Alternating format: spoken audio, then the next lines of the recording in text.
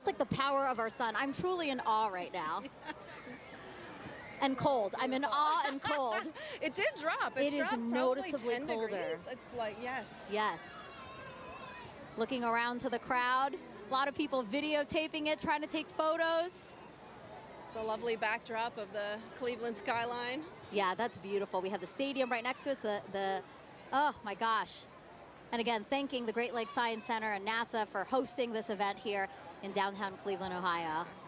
It's great to like sort of join humanity to all come together at once and experience this together with such a great look group at the of screen folks. right now. Here's a shot of the skyline.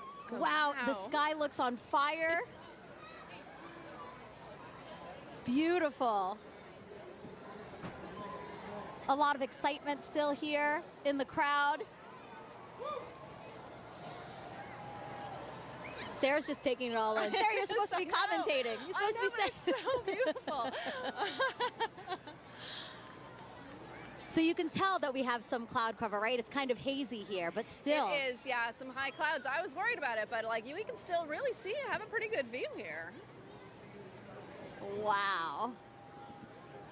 And again, this is so rare for people here in Cleveland to see a total solar eclipse. The last time was 1806. Yes. The next time, guys, 2444.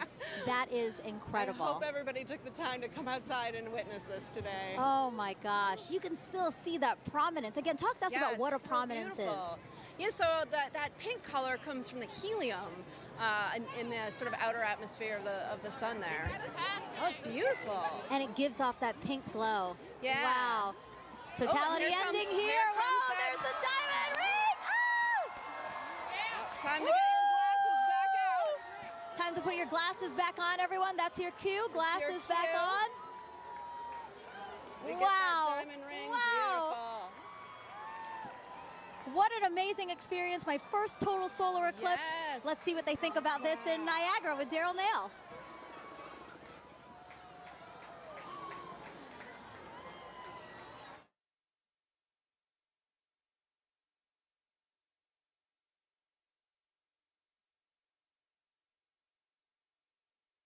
Over the entire area. You can hear the crowd erupting at various moments when the eclipse has been seen, but we are under pretty cloudy conditions, and David Sheeny is with us. He's a program executive with the Heliophysics Division. David, this is a challenging situation to be in order to try to see this eclipse. We've seen glimpses. We have seen glimpses, so we're basically spending our time staring at the sky, hoping for a little bit of a glimpse of what would be a totality. So right now, the sky has just completely gone dark. You see all the lights, basically, everybody's cameras and everything else are all making it lighter. And it's gotten significantly colder as well, just over the last several minutes. And it's fascinating to see it go night like this. We've been listening to everybody across the country enjoying totality and seeing it clear. That's not the experience we're having here. In fact, it's so cloudy that our telescope operator, Jessica Bellina, who's working very hard to try to get a lock on it, has not been able to get that telescope feed dialed in because she has to have a view of the sun in order to see it. So we don't have a feed for you from Niagara. What we have is just every once in a while you'll hear part of the crowd, only part of the crowd will cheer, because I guess they kind of have an angle through the clouds to see just a little bit. Yeah, and the clouds have really only cleared out enough occasionally to even need eclipse glasses. So for the most part, you have a thick enough layer of clouds that you can see the eclipse without them, and it's just fine. So a lot of us have been able to just take regular pictures with our cameras. Let's take a look and just kind of enjoy the moment of darkness that we're in now. People have come from all over the world to be here. You can see some. It looks like it's a little bit lighter up there. Our spotlights are blinding these guys. Can we turn the spotlights down? So there, oh look, you got a little bit of an eclipse right there with people watching. So we're just catching little glimpses of things as we look up into the sky. So this might not be as exciting as some, but this is what we get. We're just hoping to have a little bit of a glimpse. Well, we've got 3 minutes and 29 seconds for it to happen. We're already a minute or so in. Right. We heard there's going to be skydivers that are going to jump out. Probably hard to see them. Yeah, I don't know that we'll ever get to see the skydivers.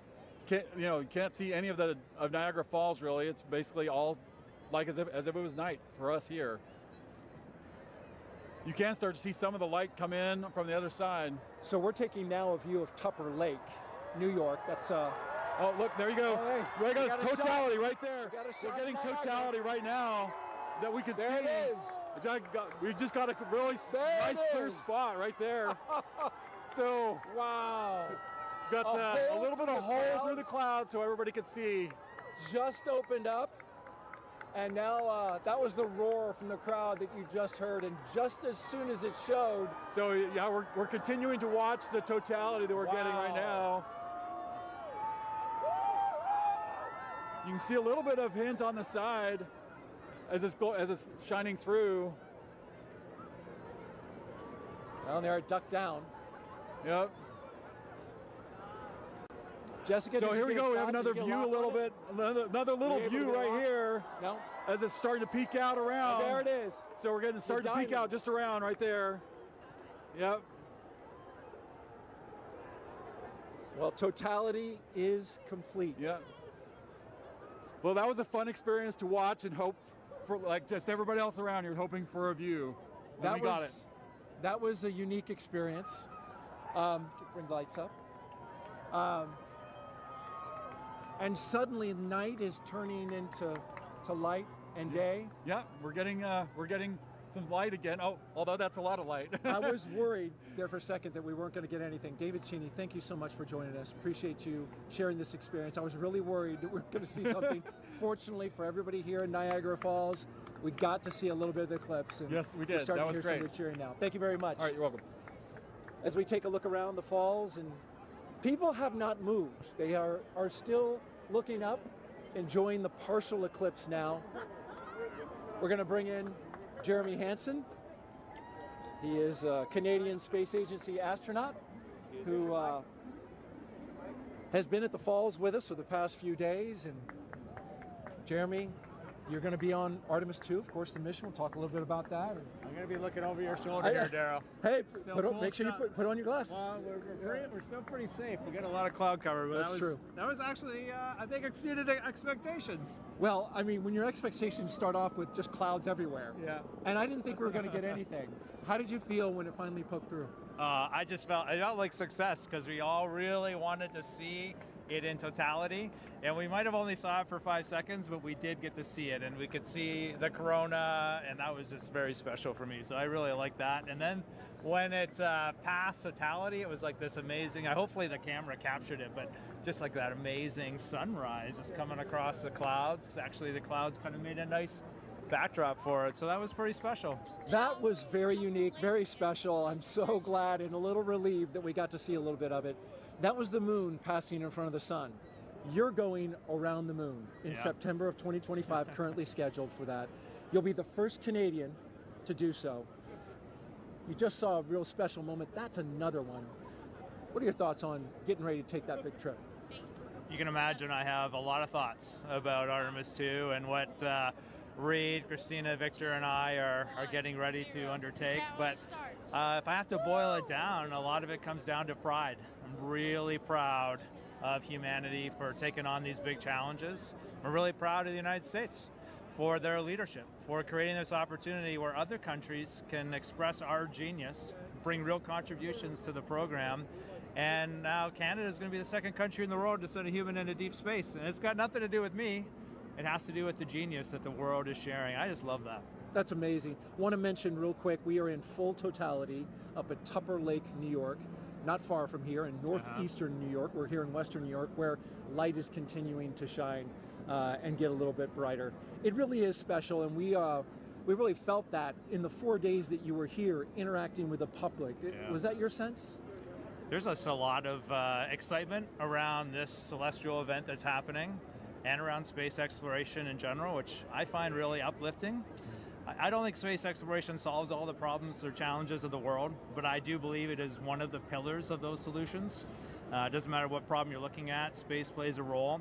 And I love it when I see our youth getting fired up about, asking me, how do I work at NASA? How do I work at the Canadian Space Agency? We're on the US side here, but I've had some Canadians come up to me.